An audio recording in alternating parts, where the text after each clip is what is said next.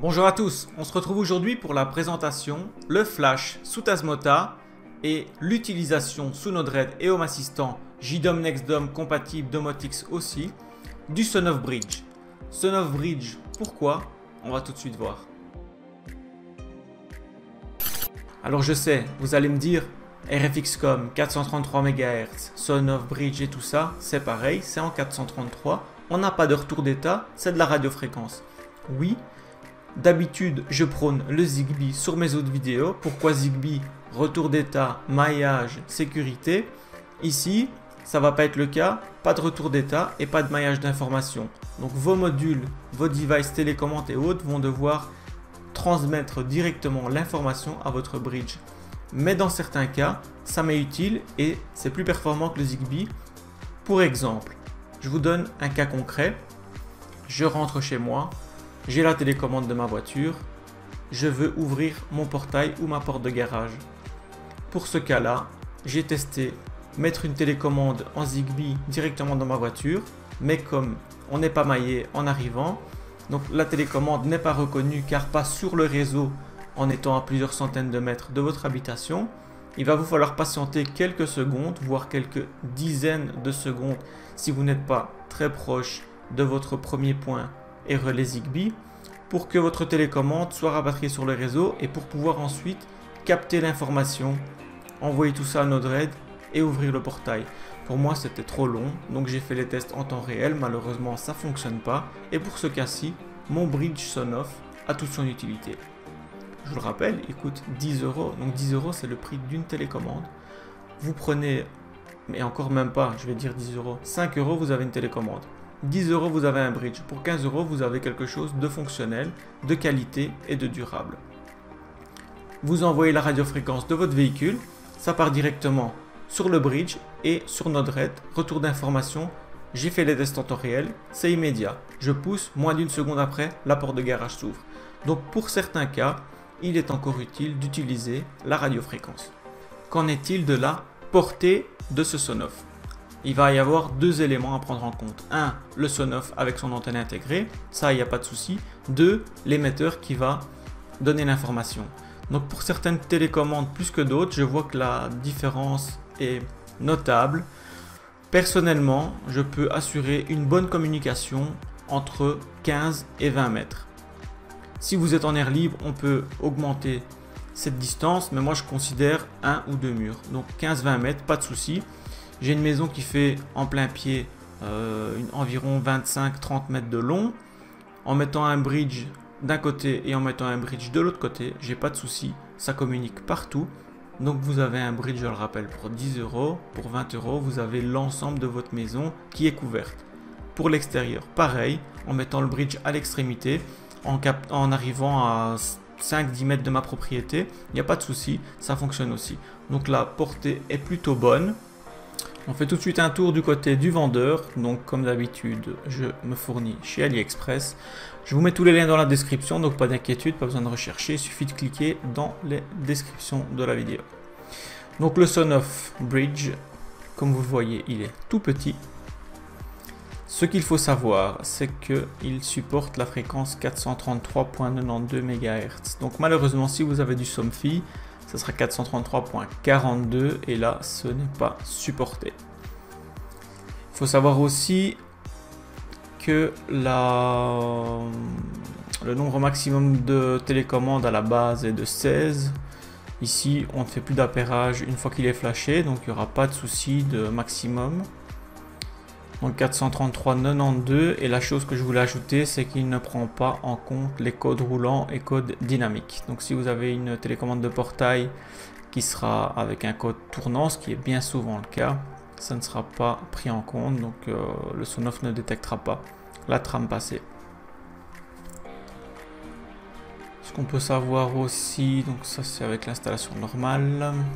Donc je descends, donc vous voyez qu'il capte tout ce qui est Human Body, les Door Sensors, les Smoke Sensors, Imagetico, les RF Remote, Gas Sensor, donc il y a toute une panoplie en 433 MHz qui est compatible.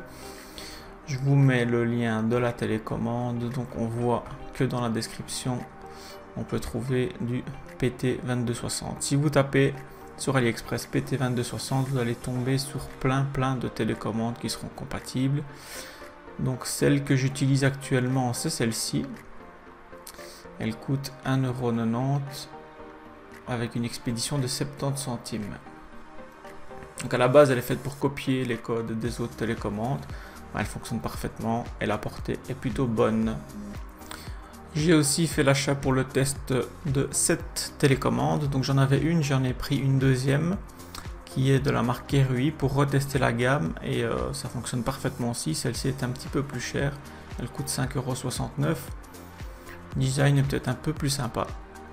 La finition est peut-être un petit peu meilleure, voire tout aussi bonne. L'accessibilité au bouton. Par contre, niveau de portée, pour moi, elle est un peu inférieure à l'autre. Et la dernière que j'ai testée, c'est celle-ci. Donc celle-ci pour les clés, ça vachement sympa, c'est tout fin. J'ai pris la version avec A, B, C, D. Là par contre, sur le modèle que j'ai reçu, j'ai uniquement le B et le C qui renvoient une information. Le A et le D renvoient des informations à chaque fois différentes. Donc le data est à chaque fois différent, donc c'est pas exploitable. Donc pour le test, malheureusement, il n'y aura que 2 boutons exploitables sur cette télécommande. J'ai pas testé d'autres versions, en voyant peut-être avec les ouvertures, fermetures, c'est peut-être différent. Ça malheureusement je ne peux pas le dire. Et alors si vous fouillez un petit peu, regardez, il y a vraiment plein de télécommandes en 433,92 qui sont compatibles et qui coûtent vraiment 2 fois rien. On est toujours à moins de 5 € la télécommande, donc ça c'est vachement sympa. Le module se présente comme ceci. Donc vous avez des petits pads en caoutchouc à faire sauter et derrière ces pads vous aurez 4 vis. Ici je les ai préalablement enlevés pour attaquer directement à l'intérieur. On fait sauter délicatement la carte de ses emplacements.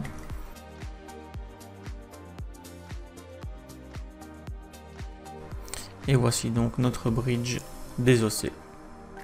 Ce qui va nous intéresser pour pouvoir procéder au flash, c'est l'accès au TX, RX, le 3.3 et le GND. Donc vous avez accès en soulevant délicatement l'antenne. Pourquoi soulever l'antenne et non pas directement souder à l'arrière? On pourrait très bien les repérer. C'est parce que sous l'antenne vous avez un petit interrupteur, donc on peut y accéder par le côté aussi, qu'il va falloir placer sur off. Et ici donc sont bien écrits, je le mets dans le bon sens, SDA, GND, TX, RX et 3.3. Donc le SDA on l'utilisera pas, on va utiliser le GND, TX, RX et le dernier sur le carré c'est le 3.3 volts. Vous avez 2 possibilités pour le flasher, soit vous venez directement souder d'un côté ou de l'autre des petites pins pour venir brancher vos câbles du pont, soit vous mettez les câbles du pont directement en contact pendant le flash. Donc ça c'est à vous de voir. La solution la plus propre ça serait de passer par la soudure, mais ça fonctionne aussi s'il y a juste le contact qui est fait. Pour pouvoir procéder au flash de Tasmota, donc sur votre Sonoff, il va vous falloir injecter le dernier firmware. Ici, à l'heure où je vous parle, c'est le 9.4.0. Pour ça, vous avez 2 possibilités. Soit vous téléchargez le firmware ici, je vous mets le lien dans la description. Donc tout en bas, vous avez le source code et Node MCU Flasher. Donc ça, c'est une possibilité. La deuxième possibilité, c'est de télécharger le programme Tasmotizer. Donc c'est un programme qui va injecter directement le fichier bin. C'est, on va dire, similaire à Node MCU Flasher. Donc moi je vais tester ici Tasmotizer 1.2.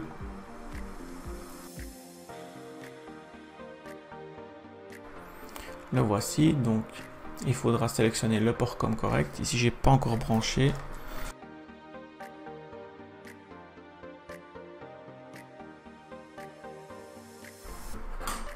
Comme on avait dit, vous avez la possibilité soit directement, je retire le courant au préalable, de connecter les pins. Donc c'est ce que je vais tenter pour le flash. Mon RX va sur le TX, le ground juste à côté. Donc toujours croiser TX et RX pour la communication. Ça c'est comme d'habitude, c'est pour tous les flashs des modules. Donc ici vous voyez que j'appuie pour faire le contact. L'interrupteur est sur off.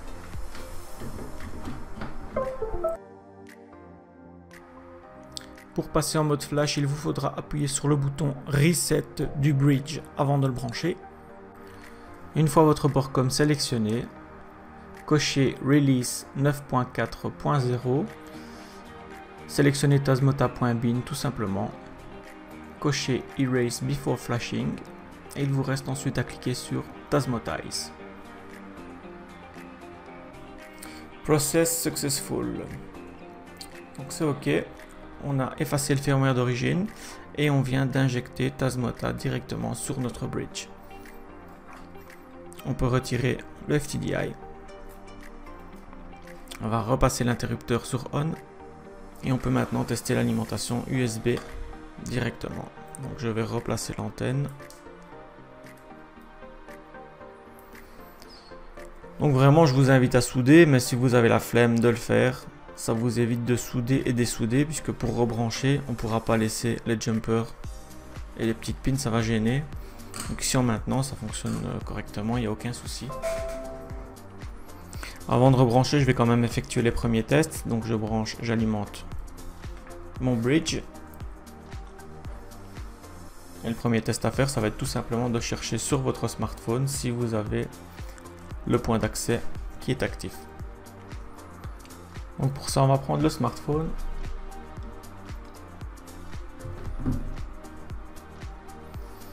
Je vais dans mes réseaux Wi-Fi et je constate que Tasmota EDF3FC est là. On va s'y connecter. Il suffira en fait de sélectionner votre Wi-Fi, de mettre le password et de cliquer sur Save. Si votre smartphone ne vous redirige pas automatiquement, il suffira de saisir dans un navigateur l'adresse IP 192.168.4.1. Pour récupérer l'adresse IP du module, donc c'est assez simple, soit vous vous rendez directement sur votre routeur ou sur votre modem, soit vous utilisez un petit logiciel. Donc ici je vous montre Advanced IP Scanner, c'est assez simple et dedans vous recherchez Tasmota. Donc ici j'ai déjà lancé la recherche sur mon réseau. Et je vois que le Tasmota EDF3 se trouve ici avec l'adresse IP 78. On va accéder à l'interface. Une fois sur l'interface, vous voyez qu'actuellement c'est pas configuré correctement. Il reconnaît ça comme un Sonoff basique. Cliquez sur configuration et puis la configuration de module. On va changer Sonoff basique par Sonoff bridge avec le 25. Cliquez sur Save. Le device va redémarrer. Vous êtes donc maintenant sur Sonoff bridge et Tasmota. Si vous vous rendez sur l'onglet console, là vous allez voir tout ce qui passe. Et ça va vous permettre là de récupérer les codes de la télécommande. Donc en fait c'est vraiment plus simple que le RFX-COM. Tout se fait en Wi-Fi. Pas besoin de brancher le module sur votre PC avec le RFX Manager. On va passer au premier test avec une télécommande en 433 MHz. Je vous mets le lien dans la description. C'est une télécommande que j'avais de stock en fait d'une ancienne alarme. Par contre, je vous mets le lien de deux autres télécommandes qui pour moi ont une portée un peu plus grosse. Donc le design de celle-ci est un peu plus sympa. Si vous n'avez pas super loin à aller à l'intérieur de la maison, ça peut être chouette. Maintenant, je vous préconise quand même les deux autres pour une portée plus grande. Donc j'appuie sur un bouton et vous allez voir que la trame reçue avec le data. J'ai fait plusieurs tests avant. C'est assez rapide. Vous voyez que je reçois à chaque fois une trame avec pas mal d'informations. Et ce qui va m'intéresser, c'est le data. Il va falloir maintenant configurer MQTT. Donc dans la configuration du module, cliquez sur configure MQTT et là vous mettez votre host, votre user et mot de passe si vous en avez un.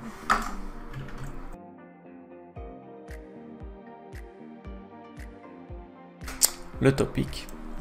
Donc pour ma part, j'ai deux bridges. Celui que je vous présente ici, c'est le deuxième. Donc j'en ai un que j'utilise depuis plus d'1 an et j'ai aucun souci avec. C'est pour ça que je me suis permis d'en racheter un deuxième pour pouvoir les disperser aux deux extrémités de la maison.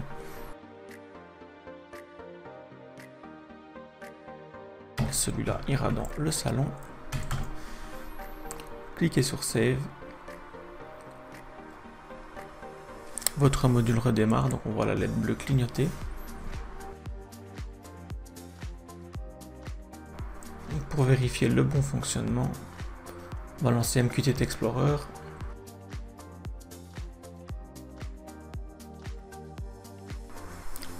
Je reclique.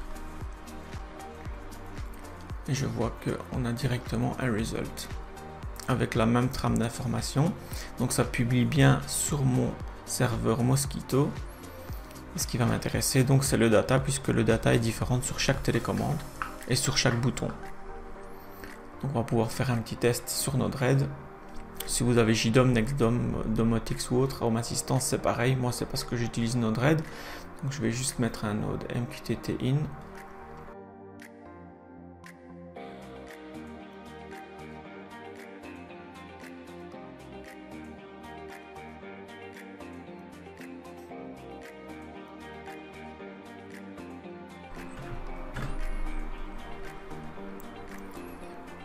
Et pour l'info, on va juste mettre un debug pour tester que l'info arrive correctement. Je rappuie sur le bouton. J'ai bien la trame complète. Ce que je veux récupérer par contre, c'est une info, le data. Donc ici, je reçois un string.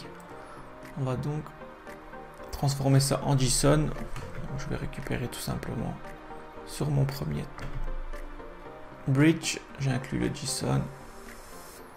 Et là, à la différence, on va recevoir des objets et je vais pouvoir tester mon data. Donc si on remet un switch juste après, si je teste cette info en copiant le path, donc je vais tester l'info RF receive data et je teste si elle est égale à l'information ici.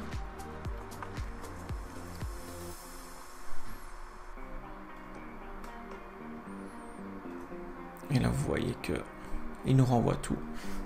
Si je veux juste le data, je vais copier le path.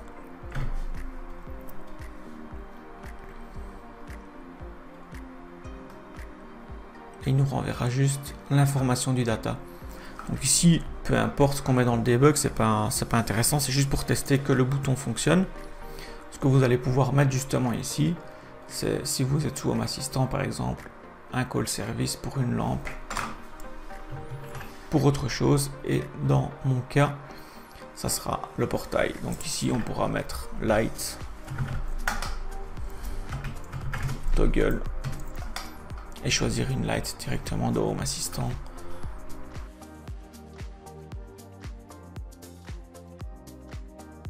Donc là, peu importe.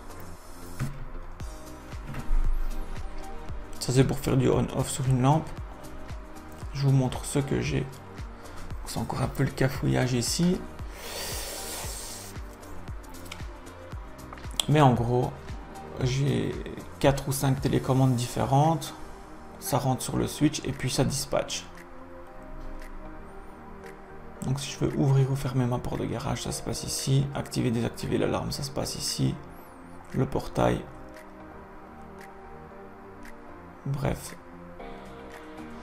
Ici on voit un petit peu plus proprement comment mettre ça en place. Et après, libre à vous de mettre les actions dont vous avez besoin. Ça va donc vous permettre sur Node-RED directement donc d'ajouter autant de bridges que vous le souhaitez. Puisqu'après le JSON et le switch, ça tout reste pareil. On en revient maintenant à la question initiale. Peut-il remplacer le RFXCOM? Dans la majeure partie des cas, on peut dire oui. Malheureusement, si vous avez comme moi des volets Somfy, ça va pas être le cas. Parce que il n'est pas compatible sur les trames Somfy. C'est un point noir qu'on peut lui attribuer. Il faudra se diriger vers le RF-Link ou le RFX.com si vous avez des volets Somfy plutôt qu'une box Taoma qui coûte très cher et qui est propriétaire.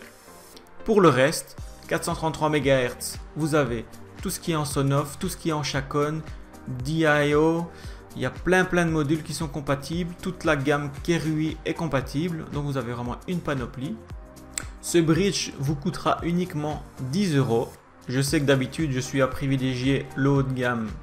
Pour le Zigbee par exemple, je vous conseille toujours de prendre quelque chose de plus intéressant niveau rapport qualité-prix et qui sera durable, mais ici franchement j'ai rien trouvé de mieux. Ça fait le job, c'est durable dans le temps. Mon premier module, je l'ai depuis plus d'1 an, il bronche pas, il répond sur MQTT, bref j'ai rien à dire, c'est vraiment super comme module. J'espère que cette vidéo vous aura plu et qu'elle vous sera utile. Si vous avez des questions comme d'habitude, balancez-moi tout ça dans les commentaires. Sinon, likez, partagez et abonnez-vous. Je vous dis à bientôt pour d'autres vidéos.